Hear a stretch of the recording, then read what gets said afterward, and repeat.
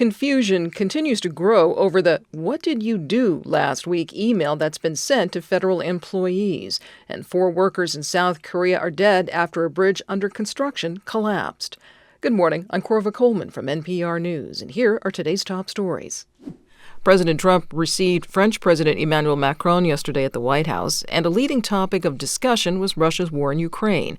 The visit came as there was a dramatic development at the United Nations.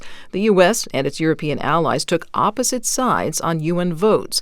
The Trump administration rejected Ukraine's version of a Security Council resolution and drafted its own. That called for a quick end to the war. But NPR's Michelle Kellerman says it does not specify Russia launched a full-scale invasion in 2022. While the U.S. said this is just a first step to support a peace process that will eventually include everyone, there's just a lot of concern about how the Trump administration is going about this. President Trump himself doesn't seem to agree to the reality that Putin started this war and is the aggressor. NPR's Michelle Kellerman. Trump says Ukrainian President Volodymyr Zelensky could come to the White House soon to sign a deal that would provide the U.S. with some of Ukraine's revenues from natural resources. There's growing confusion over whether federal employees are required to respond to a government-wide email sent last Saturday asking them to list 5 accomplishments from the past week. The Office of Personnel Management issued new guidance last night ahead of the midnight deadline. NPR's Kristen Wright reports. The memo from the acting director of OPM says agencies should review responses and evaluate non-responses. The guidance also says agencies should decide whether to take action against employees who don't answer. But earlier Monday, a government memo obtained by NPR indicated OPM said something different. It was telling agencies that responses were voluntary. Adding to the confusion, over the weekend, the Departments of State, Defense, and Energy told workers not to respond to the "What did you do last week?" email. And some agencies gave conflicting guidance. Doge leader Elon Musk posted on his X platform last night, workers have another chance to give their list or will be fired. Kristen Wright, NPR News, Washington. A federal judge says immigration agents cannot conduct enforcement in certain houses of worship. NPR's Sarah Ventry reports this follows a lawsuit filed by a handful of religious groups. The lawsuit was filed last month by a number of Quaker groups known as the Religious Society of Friends, as well as the Cooperative Baptist Fellowship and the Sikh Temple Sacramento.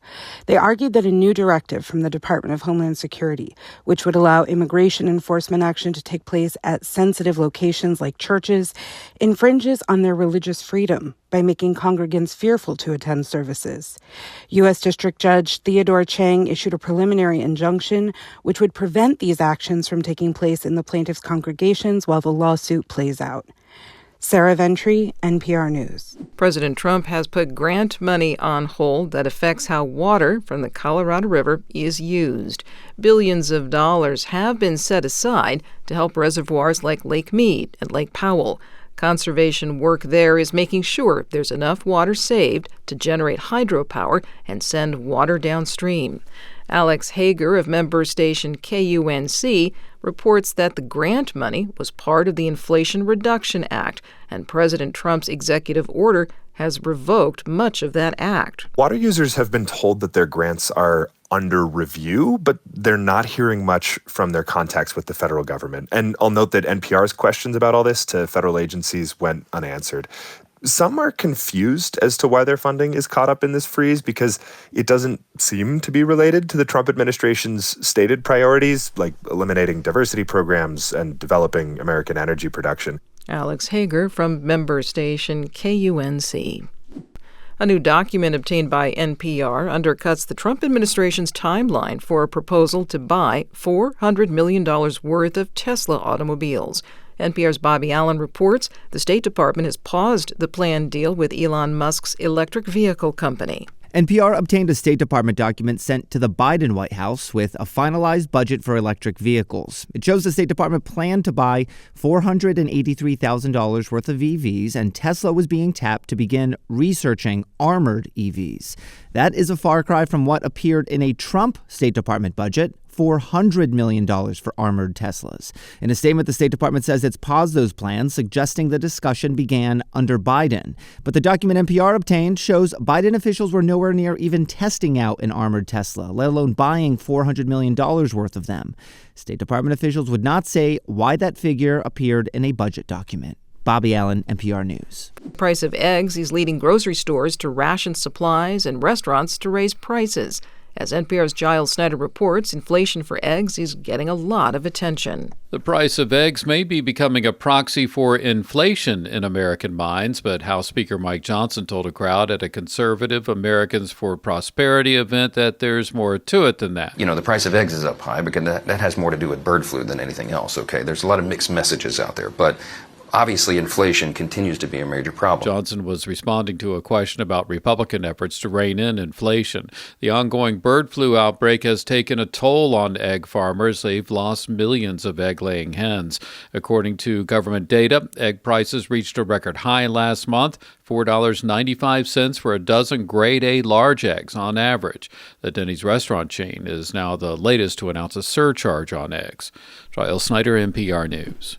Officials in South Korea say a bridge under construction has collapsed. 4 workers have been killed, 6 others injured. NPR's Anthony Kuhn reports from Seoul. The country's acting president has ordered all available resources be mobilized for rescue operations. The accident happened in Ansong City, about 45 miles south of Seoul. A motorist's video shows 2 sections of a bridge, supported by pillars about 160 feet high, crumbling and falling to the ground. 10 workers were on the bridge, including 7 South Koreans and 3 Chinese. 5 of the 6 survivors were seriously injured. Local fire departments sent fire trucks, helicopters, and around 150 firefighters to the scene. The cause of the accident remains under investigation. The Hyundai Construction and Engineering Company, which is building the bridge, apologized for the injury and loss of life. Anthony Kuhn, NPR News, Seoul. An Alabama grandmother who received a genetically modified pig kidney is doing so well that her doctors are letting her return home today. NPR's Rob Stein has more. Tawana Looney is heading back to Gadsden, Alabama to return to her husband, 2 daughters, and 2 grandchildren. Looney received the genetically modified pig kidney in November and has now survived longer than anyone ever has with a pig organ. Looney will continue to be monitored closely while in Alabama and return to New York City monthly so the doctors who transplanted the pig kidney can check her progress. Doctors hope genetically modified pig organs will help solve the organ shortage. Rob Stein, NPR News. This is NPR News.